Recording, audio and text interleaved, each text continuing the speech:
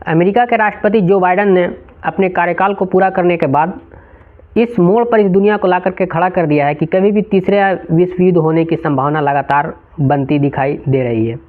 इसी संभावना को देखते हुए रूस ने कल सुबह 5 से 7 बजे के बीच अपने सबसे एडवांस बैलिस्टिक मिसाइल ICBM का इस्तेमाल पहली बार यूक्रेन पर कर दिया है।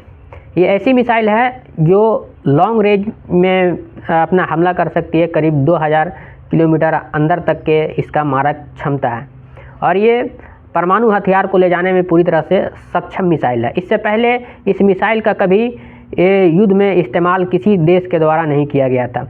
ICBM यानी एंटी कॉन्टिनेंटल बैलिस्टिक मिसाइल ये रूस का सबसे अत्याधुनिक मिसाइल है और सबसे ज़्यादा मारक क्षमता वाली मिसाइल है। इसका प्रयोग इस दुनिया में पहली बार रूस के द्वारा यूक्रेन पर किया गया है और ये तब किया गया है जब बाइडेन प्रशासन ने यूक्रेन को शैडो स्टॉर्म मिसाइल को रूस के अंदर इस्तेमाल करने का इजाज़त बाइडेन प्रशासन के द्वारा यूक्रेन को दिया गया। ये शैडो स्टॉर्म मिसाइल जो है ये भी बहुत एडवांस मिसाइल है और ये ब्रिटेन का मिसाइल माना जाता है और इस मिसाइल को यूक्रेन के द्वारा रूस पर हमला करने के बाद रूस पूरी तरह से गुस्से में है, जिसके वजह से ICBM anti continental ballistic missile रूस ने यूक्रेन पर दाग दिया। इन मिसाइलों के बारे में हम आगे बात करेंगे, लेकिन इस हमले के बाद उधर ब्रिटेन भी अपना बयान दिया है और ब्रिटेन ने ये कहा है कि ये मिसाइलें जो हैं वो नाटो देशों के द्वारा हम यूक्रेन के साथ खड़े रहेंगे और यूक्रेन का समर्थन करते रहेंगे। जिसके बाद जो रूस के राष्ट्रपति व्लादिमीर पुतिन हैं उन्होंने भी अपना बयान दिया है और धमकी दिया है। धमकी देते हुए ये कहा है कि जो भी यूक्रेन को समर्थन करेगा, उसको मिसाइलें देगा, उसको हथियार देगा, उसका जवाब उससे हम भी समझेंगे कि वो भी इस युद्ध में शामिल है और हम भी उसको जवाब देने की पूरी कोशिश करेंगे और इस हमले में परमाणु हथियार का भी उपयोग किया जा सकता है। ऐसा धमकी व्लादिमीर पुतिन जो रूस के राष्ट्रपति है उन्होंने दिया है, जिसके बाद पूरी दुनिया में हलचल सी मची हुई है और यही वजह है कि अभी जो क्रूड ऑयल का जो प्राइस है वो लगातार बढ़ता जा रहा है इस धमकी के बाद। इन जो स्टॉर्म शैडो मिसाइल है और ICBM मिसाइल है, इन मिसाइलों पर भी हम लोग आगे बात करेंगे। अब हम लोग समझने की कोशिश करते हैं कि शैडो स्टॉर्म मिसाइल आखिर होती क्या है। ये भी दुनिया में पहली बार यूक्रेन के द्वारा रूस पर इस्तेमाल किया गया। इससे पहले इस दुनिया में कभी भी शैडो स्टॉर्म मिसाइल को कभी भी किसी देश पर इस्तेमाल नहीं किया गया था। शैडो स्टॉर्म बैलिस्टिक मिसाइल एक Anglo French long range cruise missile है जो ग्राउंड से हवा में मार कर सकती है और इसकी जो मारक क्षमता है वो 250 किलोमीटर दूर है। ये यूनाइटेड किंगडम के द्वारा जो ब्रिटेन है उसके द्वारा बनाया जाता है और इसका कंपोनेंट जो है, जो पार्ट पुर्जा है, वो यूनाइटेड नेशन मतलब अमेरिका के द्वारा अमेरिका के कंपोनेंट को यूज करके इस बैलिस्टिक मिसाइल को बनाया जाता है। इसको लॉन्च करने में, इसको बनाने में करीब $1 मिलियन का खर्च आता है। अब रूस के द्वारा एंटी कॉन्टिनेंटल बैलिस्टिक मिसाइल के बारे में बात कर लेते हैं। ये ICBM रूस का सबसे एडवांस बैलिस्टिक मिसाइल है। इसका डिज़ाइन जो है वो परमाणु हथियार को ले जाने के लिए किया गया है और इसी ICBM मिसाइल से रूस ने यूक्रेन के नीपर शहर पर मिसाइलें दागी थी और वह R-26 रूबेज थी।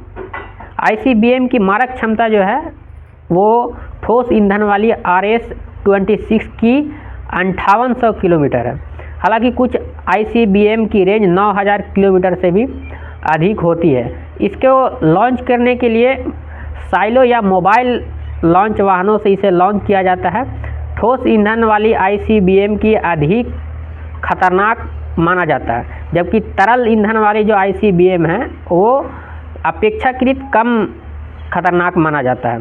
Centre strategic and international studies के अनुसार RS-26 का पहली बार सफलतापूर्वक परीक्षण 2012 में किया गया था और अनुमान है कि यह 12 मीटर लगभग 40 फीट लंबी और 36 टन वजनी है।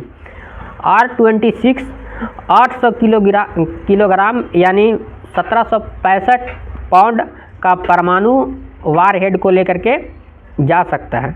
ये किन किन देशों में मौजूद है, किन किन देशों के पास है, उसके बारे में जान लेते हैं। ये मुख्यतः जो इस दुनिया के सबसे जो मजबूत देश हैं उन देशों के पास ये मिसाइल, इस तरह की मिसाइल पाई जाती है, जिसमें से संयुक्त राष्ट्र अमेरिका है, रूस है, चीन है, फ्रांस है। इस देश में, इस लिस्ट में भारत भी है और यूनाइटेड किंगडम, इजराइल और उत्तर कोरिया है। ये सबसे खतरनाक मिसाइल मानी जाती है। अमेरिका और रूस की आक्रामकता ने इस दुनिया को परमाणु युद्ध के धकेलने में पूरी ताकत और पूरी जोर शोर के साथ लगी हुई है। जिस तरह से अमेरिका अपना रुख अपना रहा है, जिस तरह से लगातार वो यूक्रेन को समर्थन दे रहा है और उसके नाटो जो सहयोगी देश है, ब्रिटेन है, रूस है और भी जो देश है नाटो के, उन्होंने जो जिस तरह से यूक्रेन को समर्थन दे रहे हैं, उससे इस युद्ध को और बल मिलता है, जिसकी वजह से युद्ध में और आक्रामकता बढ़ी जा रही है। जैसे ही बाइडेन प्रशासन ने ये यूक्रेन को ये अलाउ किया कि आप जो बैलिस्टिक मिसाइल है US का, उसे आप यूज कर सकते हैं, उसके बाद में तुरंत रसिया ने अपना परमाणु नियमों में बदलाव करते हुए एक प्रेस रिलीज जारी किया और कहा कि जब भी कोई देश यूक्रेन का समर्थन करेगा तो ये मानेगा रसिया की वो देश भी युद्ध में शामिल है।